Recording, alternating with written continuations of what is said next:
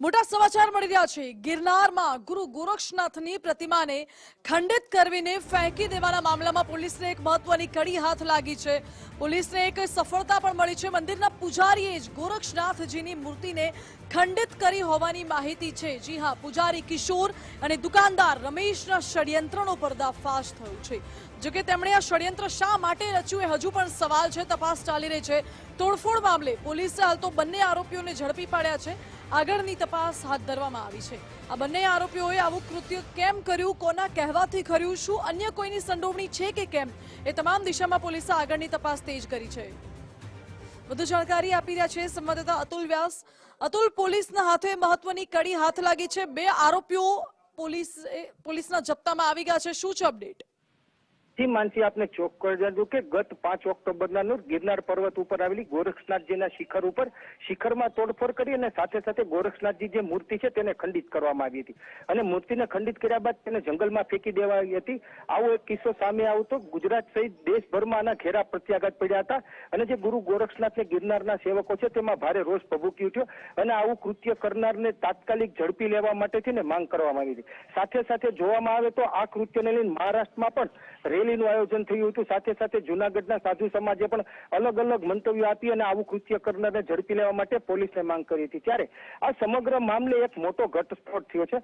હાલ પોલીસ છે તે 7 વાગે છે તે પ્રેસ કરશે, તેમાં જાણ કરશે, પણ જે મહત્વના સમાચાર છે તેની આ મૂર્તિ ખંડિત કરવા બાબતે જે પગારદાર જે પૂજારી છે કિશોર કરીને અને ત્યાં જે ગિરનારની સીડી ઉપર દુકાનદાર હોય છે તે રમેશ, આ બેની સંડોવણી હાલ ખુલી છે અને આ બંને આ કૃત્ય કર્યાનું હાલ આધારભૂત વર્તુળોમાંથી જાણવા મળ્યું છે। બીજી ખાસ વાત જણાવી દઈએ તો આ મૂર્તિ છે તે જે પગારદાર પૂજારી છે કિશોર, તેને પેલા શિખરના કાચ તોડ્યા હતા, ત્યારબાદ આ મૂર્તિને ત્યાંથી ઉપાડી હતી ને દુકાનદાર છે તે રમેશ તેનો સહારો લીધો હતો ને આ બંને ભેગા થઈ અને મૂર્તિને જંગલમાં ફેંકી દેવાથી મૂર્તિનું છે તે શિરચ્છેદ થયું હતું અને આ મામલે છે તે ખૂબ ઘેરા પ્રત્યાઘાત પડ્યા હતા। થોડા સમય પહેલા ગુરુ દત્તાત્રેયની શિખર પર પણ આ રીતે બનાવ બનવા પામ્યો હતો। તેને લઈ અને પોલીસ સતર્ક બની ગઈ હતી। ખાસ કરીને સરકાર દ્વારા પણ પોલીસને એટલું દબાણ હતું કે આ જે બનાવ બન્યો છે તેનું દૂધને પાણીનું પાણી કરે।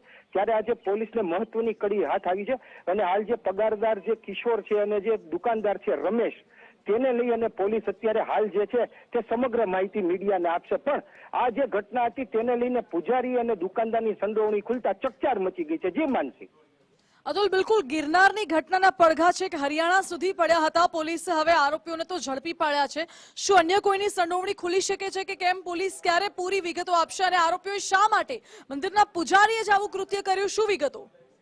જી માનસી, આપને ચોખ્ખું જાણ્યું કે જે રીતે વાત આવે છે કે આ પૂજારી અને દુકાનદારે આ કૃત્ય કર્યું છે એવું સામે આવ્યું છે। હવે તેને ક્યાં ઈરાદાથી અથવા કોઈ બદ ઈરાદો બહાર પાડવા અથવા કોમી વૈમનસ્ય ફેલાવવા માટે થઈને આવું કૃત્ય કર્યું હોય તેવું હાલ લાગી રહ્યું છે। પણ જે રીતે તેને જે ગુરુ ગોરક્ષનાથની મૂર્તિને જે પોતે જ ત્યાં પૂજારી હતો અને તેને જ આવું કૃત્ય કર્યું હતું ને જે દુકાનદાર હતો તેનો સહારો લઈને તેને આ કર્યું છે। હવે આ બે લોકોએ જ કર્યું છે કે અન્ય કોઈની સંડોવણી છે કે કેમ તે તો પોલીસ હાલ જયારે મીડિયાને માહિતી આપશે ત્યારે ખ્યાલ આવશે। પણ હાલ આ બંનેની સંડોવણી સામે આવતા ચકચાર મચી ગઈ છે અને જે કોમી વૈમનસ્ય ફેલાવવાની જે વાત હતી આખા દેશમાં આના પડઘા પડ્યા હતા તેને લઈને પણ ચકચાર મચી ગઈ હતી। પણ હાલ જયારે પૂજારી અને દુકાનદારની સંડોવણી છે તે સામે આવી છે તેને લઈને અનેક આશંકાઓ ઉભી થઈ છે। જી માનસી। ઓકે અતુલ, આભાર આપનો। એટલે હાલ તો પોલીસે તપાસ તેજ કરી છે। થોડા સમય બાદ પોલીસ પ્રેસ કોન્ફરન્સ પણ કરશે। કચ્છ એકલધામના મહંત દેવનાથ બાપુ અમારી સાથે જોડાઈ ગયા છે। બાપુ, આપનું સ્વાગત છે ગુજરાત ફર્સ્ટમાં।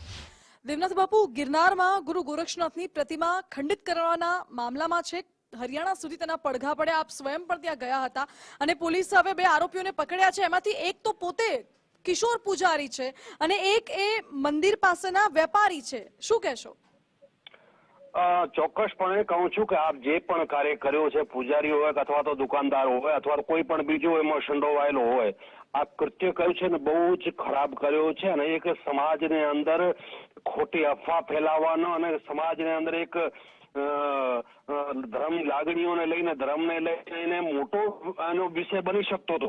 એટલે અમને જયારે પોલીસ પ્રશાસને આશ્વાસન આપ્યો કે ભાઈ અમે એની તપાસ ચોક્કસપણે કરીએ છીએ, નહીં તો અમે બધા ગુજરાતનો ટોટલ સંત સમાજ એકત્રિત થવાનો હતો, હિન્દુ સમાજ એકત્રિત થવાનો હતો। એટલે પોલીસ પ્રશાસનથી ત્યાંથી અમને આશ્વાસન મળેલો કે અમે એને છેવાડે સુધી પહોંચશું. અમને પોલીસ પ્રશાસન ઉપર વિશ્વાસ હતો 100% કે પોલીસ પ્રશાસન જે કરશે એ ચોક્કસપણે સાચું કરશે.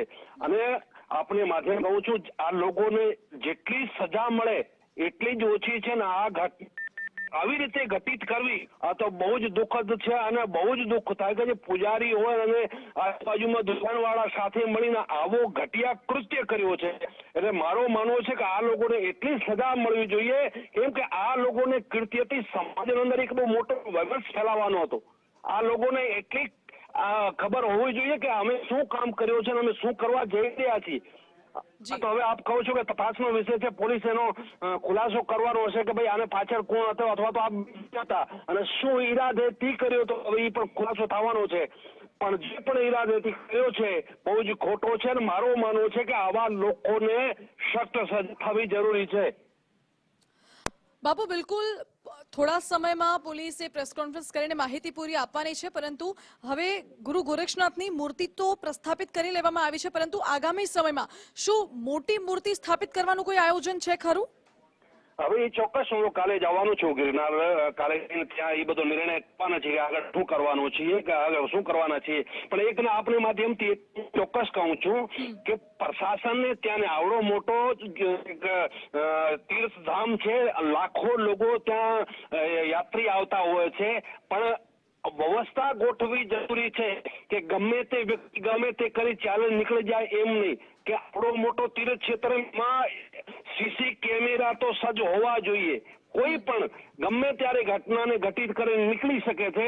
એટલામાં શાસન પણ જાગવાની જરૂર છે. એ શાસનને અહીંયાથી એક શીખ મળે છે કે તમારા માટે તમારે શું કરવું જોઈએ, શું વ્યવસ્થા કરવી જોઈએ કે આગે કોઈ બી આવી ઘટના ઘટે તો એને રોકવા માટે પણ ચોક્કસ હોવી જોઈએ. જી દેવનાથ બાપુ, આપનો આભાર અમારી સાથે જોડાવા માટે.